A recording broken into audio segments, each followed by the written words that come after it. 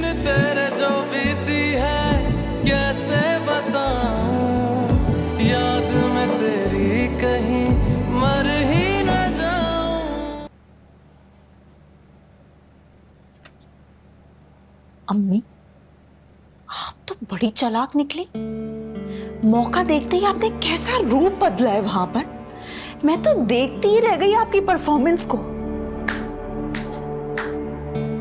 आप दुनिया की मासूम तरीन सास लग रही थी वहां पर। मुझे लग रहा था आपसे ज्यादा किसी को बेटे की शादी का अरमान हो ही नहीं सकता इस दुनिया में। तो क्या करती, उनके हाथों में अपनी कमजोरी दे देती। मुझे तो अभी से सोच के हंसी आ रही है, शादी के बाद इन लोगों के साथ होने क्या वाला है आखिर। जिंदगी में पहली बार मेरा बेटा मेरे सामने उठ खड़ा हुआ है। अम्मी वैसे एक बात तो है, भाई की शादी आपको कभी ना कभी तो करनी थी ना, अभी हो गई, इसमें मसला क्या है। अब जब वो दुल्हन आ जाए तो आप अपने अरमान भी निकाल लीजिएगा सारे। तुम देखना बेटा, मैं करती क्या हूँ। अपने बेटे की कमाई को इस तरह लुटने नहीं दूंगी मैं। क्या करने वाली हैं आप उस लड़की के साथ? कहीं उसका तिक्का बोटी मत बना दीजिएगा। भाई क्या लेकर जाएगा अपने साथ? सवाल ही पैदा नहीं होता कि वो उसे लेके जाए। मैं जाने दूंगी? नाम बदल देना मेरा। तो फिर क्या नाम रखेंगी आप अपना? फरीन बाज आ जा, वरना मैं बहुत पिटाई करूंगी तेरी। चल जा, उसको बोल चाय ला के दे मुझे। अच्छा, अगर आप लड़का होती ना आपका नाम अच्छा सही है। जा रही हूँ।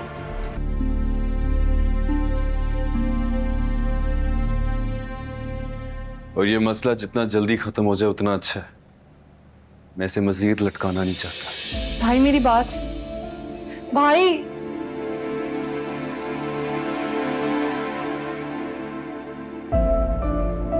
आप सब लोग क्यों कर रहे हैं मेरे साथ ऐसा?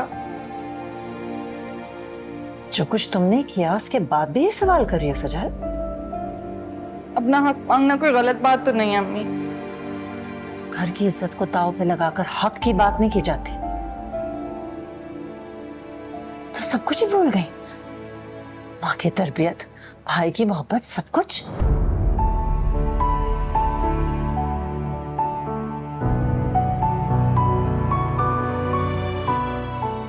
अम्मी मैं खुश नहीं रह पाऊंगी। ये बात करने का हक तुम खो चुकी हो। अम्मी जाओ अपने कमरे में। बिन तेरे जो बीती है कैसे बताऊं, याद में तेरी कहीं मर ही न जाऊं।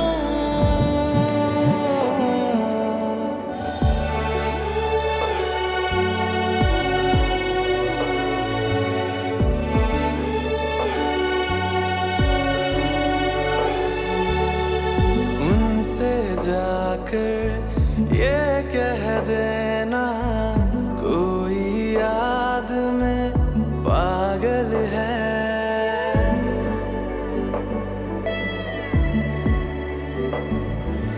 जोगी जब से तेरा ये जोग लगा है, अब तो ये तन्हाई लगती सजा है। बिन तेरे जो बीती है कैसे बताऊं, याद में तेरी कहीं मर ही न जाऊं। चुप रहना अब सीख लिया है, दर्द भी मुझ पे हैरा है।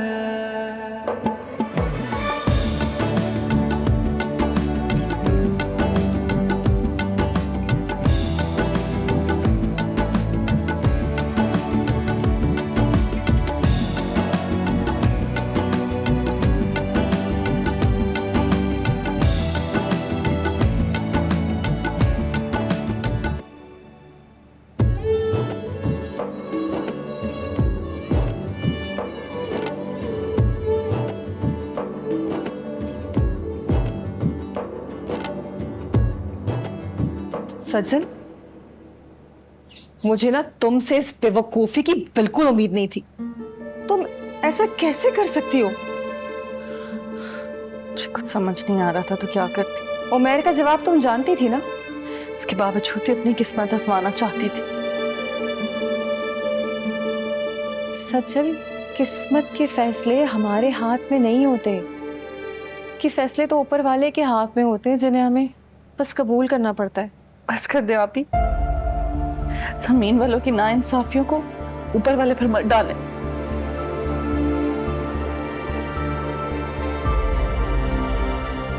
देखो, जो हो गया ना उसे भूल जाओ।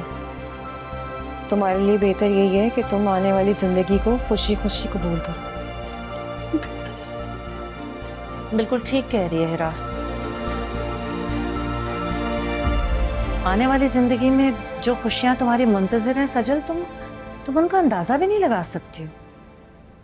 अशर जैसा लड़का सूरज लेके भी ढूंढने निकलोगी ना तो नहीं मिलेगा, फिर तुम बाहर चली जाओगी और ये सारी बातें तुम्हें बेवकूफी लगेंगी। ऐश करोगी ऐश। हर चीज दौलत नहीं होती अम्मी जी। ये फजूल बातें छोड़ो, तैयार हो जाओ, चलना है तुम्हें हमारे साथ। कहीं नहीं जाना।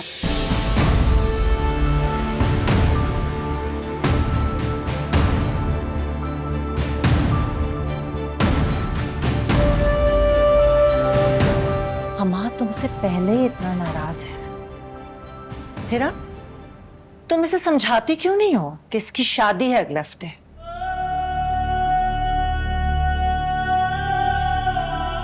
इसकी आंखों की वीरानी देखकर अम्मी लगता ही नहीं है कि जैसे इसकी अगले हफ्ते शादी हो।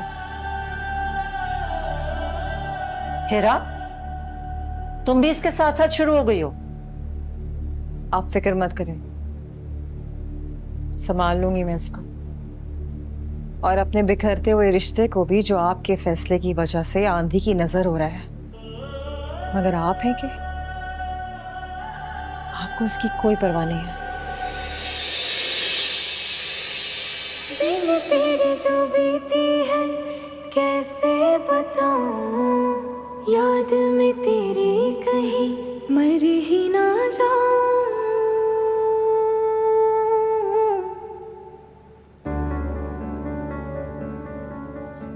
अच्छा जी, आप बताइए क्या कारनामा किया आप लोगों ने?